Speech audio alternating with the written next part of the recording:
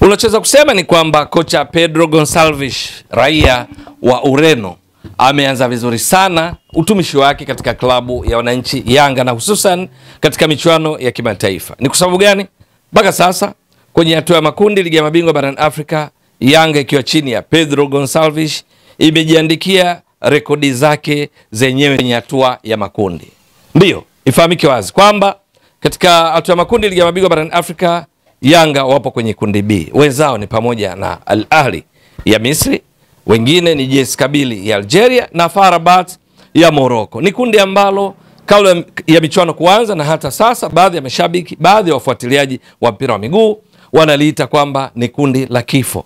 Ndio, ni kwa sababu lina ushindani wa aina yake. Miongoni mwao timu iliyopo kusini mwa jangwa la Sahara ni Yanga tu peke yake. Nyingine zote zinatoka kule Afrika ya Kaskazini, kwa maana ya Al Ahly inatoka nchini Misri, tunafahamu vizuri.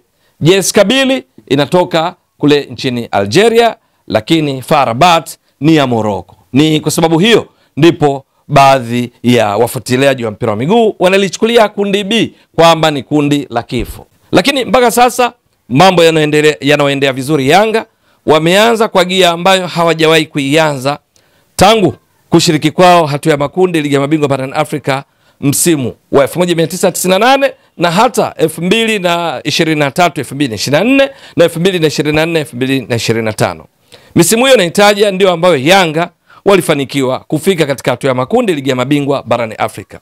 Ni msimu huu pekee ndio ambao Yanga wameanza vizuri zaidi kuliko misimu hiyo mingine yote. Kwa kukumbushia tu, mwaka 1998 Yanga ikishiriki kwa mara ya kwanza kwa michuano ya ligi ya mabingwa barani Afrika iliyokuwa imeboreshwa kutoka kuitwa michuano ya klabu bingwa barani Afrika, Yanga msimu huu 1998 haikufanya makubwa katika mechi zake. Ndio, kwenye kundi lao wakiwa na timu za Manning Rangers ya Afrika Kusini, Raja Casablanca ya Morocco, lakini pia ASEC Mimosas ya Ivory Coast, Yanga ilimaliza mkiani ikipoteza mechi 4 kwenye kundi lake. Mechi zake za kwanza ilianza kwa vipigo, ilipigwa mabao 3-0 kama nakumbuka vizuri. Kwa ufupi, mechi 2 za kwanza haikuanza vizuri na ilimaliza mkiani ikiwa ya 4 kati ya timu 4 ikaishia hapo. Msimu wa 2023 2024 ndio msimu ambao Yanga waliingia tena hatua ya makundi ligi ya mabingwa barani Afrika, wakifanya hivyo kwa mara ya kwanza tangu waliposhiriki kwa mara ya mwisho hatua ya makundi mwaka 1998.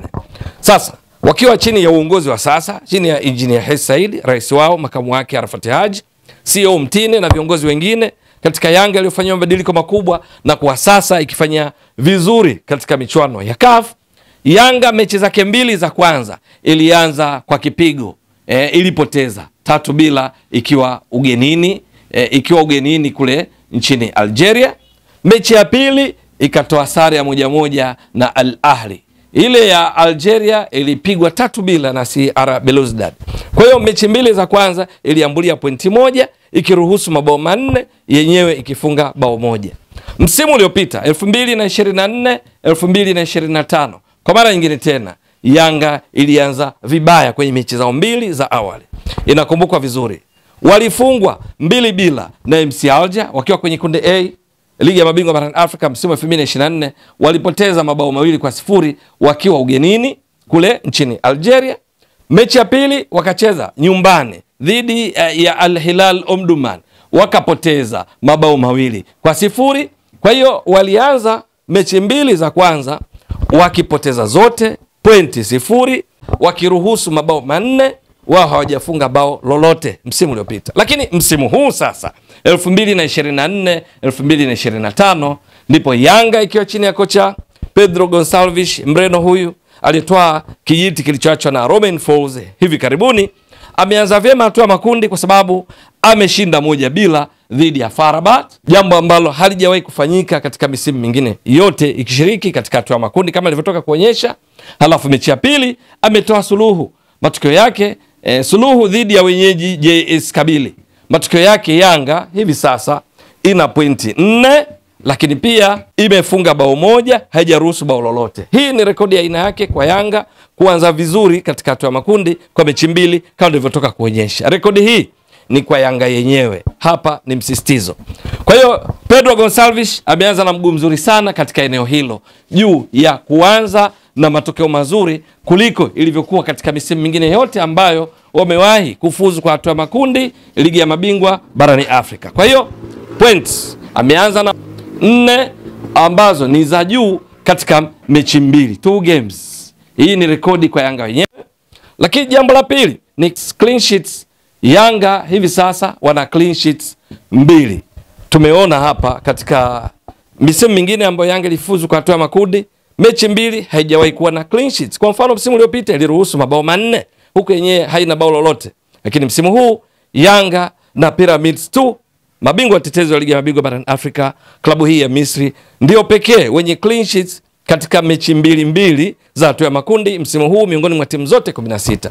Na hii ni rekodi kwa Pedro Gonçalves. Lakini maajabu mengine ya Yanga chini ya Pedro Gonçalves kwa rekodi zake yenyewe kwenye hatua ya makundi ligi ya mabingwa barani Afrika ni kwamba baada ya mechi 2, Yanga katika kundi hili gumu la B ndio timu ambayo hivi sasa miongoni mwa timu zote 16 yenyewe ina stand tall katika kupiga mashuti ya kulenga shabaha. Kwamba Yanga mpaka sasa inaongoza kupiga mashuti ya kulenga shabaha, shots on target. Imeshapiga mashuti 12, wastani wa mashuti 6 kila mechi ya kulenga shabaha. Tena mashuti mengi ya kulenga shabaha iliyapiga dhidi ya FAR Rabat kwenye uwanja New Amani Complex visiwani Zanzibar, wakati Yanga mechi zima ilipopiga mashuti 15, kati ya hayo 9 ya kulenga shabaha ikafunga bao 1.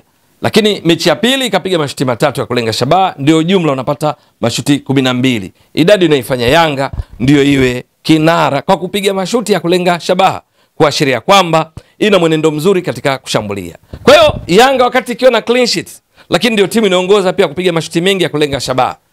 Hilo inaionyesha Yanga kwamba chini ya Pedro Gonçalves kwenye mechi hizi 2 imekuwa na mpango mzuri wa mechi zake. Lakini cha nyongeza tu ni kwamba licha ya kuwa na rekodi nzuri katika uzuiaji ikiwa haijaruhusu bao, licha ya kwamba inafika sana kwa wapinzani, kasoro yake ni juu ya kubadilisha nafasi kuwa mabao.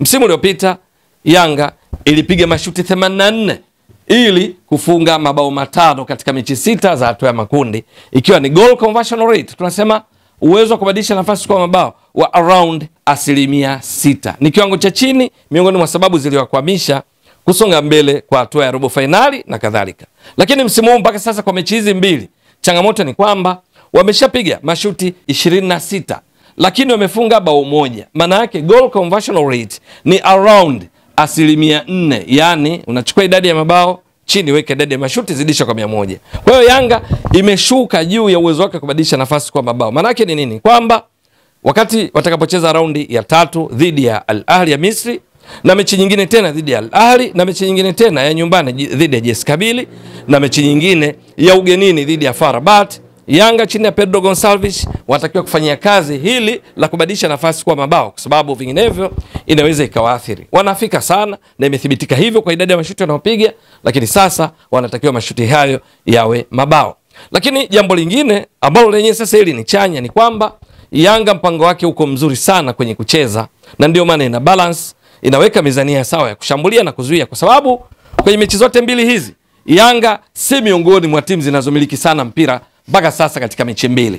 Ndio kwa wastani Yanga inamiliki mpira kwa 44%, lakini Yanga ndio inayoongoza kwa kupiga mashuti ya kulenga shabaha. Kati tulitoka kuonyesha mashuti 12 mechi 2, ina clean sheets 2 ambayo ni rekodi nzuri sana katika kuzuia. Yanga mpango kazi wake chini ya Pedro Gonçalves haimiliki sana mpira, lakini katika muda mfupi wanaopata mpira wanakuwa direct sana, wako moja kwa moja, muda mwingi wakipiga pasi zao kuelekea kwa wapinzani, huku wapinzani wanapopata mpira wao wanahakikisha mpira huo unachezwa zaidi kwenye eneo lao huko walipo ama katikati. Kwao sio sana. Kwa mfano mechi dhidi ya FAR Rabat, Yanga kwenye eneo lake Yanga mpira ulichezwa kwa 24% tu, yani kwenye theluthi yake. Uwanjani kuna theluthi 3.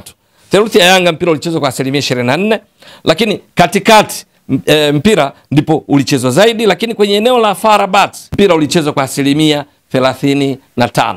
Sehemu iliyobaki ni katikati, kuonyesha namna gani ambavyo Yanga wanacheza kimkakati, kwamba mpinzani atakiwa na mpira anaucheza katika eneo ambalo sio hatarishi, ama katikati sana ama eneo lake. FAR Rabat katika mechi hii ambayo Yanga walipata ushindi bao 1-0 wakipiga mashuti 15, 9 kilenga lango. FAR Rabat mechi nzima walipiga mashuti 5 tu, moja likilenga shabaha, wakapata kipigo cha bao 1-0 ambacho bila shaka watashukuru sana kwa sababu kwa namna ambavyo Yanga walifika sana langoni kwao wangeweza kupata mabao zaidi, isipokuwa sababu moja hapo ilikuwa ni umakini wa Yanga wenyewe kuweka mpira wavuni. Sababu ya pili kubwa ni performance, ufanisi wa golikipa wao Reda Ahmed Tagnut aliyecheza saves 8 kati ya 9 mashuti yaliyopigwa kulenga shabaha.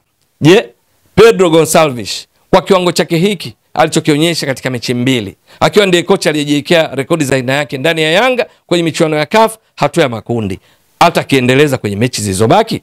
Akifanya hivyo bila shaka itakuwa ni furaha kwa wanayanga, furaha kwa Tanzania, kwa sababu nasibu ya Yanga kufanya vizuri zaidi, kwenda tu robo finali, nusu finali, finali, na ikibidi kutoa ubingwa itakuwa kubwa zaidi. Lakini kinyume chake itakuwa ni maumivu. Matarajio ni kuona akiendeleza kizuri alichokionyesha, namna anavyoweza kuzimudu mechi za michuano ya CAF ambako pira sambusa, soka biriani halina nafasi endapo utalicheza alafu upate matokeo unayohitaji. Yanga inacheza pass, soka sambusa, soka biriani katika baadhi ya nyakati za mchezo kwa malengo maalum, lakini muda mwingine inacheza kimalengo zaidi, aina ya mpira ambao ndio ambao huchezwa pia na timu zile yenye mafanikio makubwa katika michuano hii, hasa zile za kaskazini mwa Afrika. Itakuwa vipi? Ni swala la kusubiri. Ewe mtazamaji wa Mbwaduke Stats Sport Next Level, endelea kuunga mkono channel hii kwa kuhakikisha kama una subscribe, una share, una like na kucomment. Mwasilishaji wako ni mimi Ramadhani Mbwaduke almaarufu kama Mzee wa Data. Shukran jazilan. Bye bye.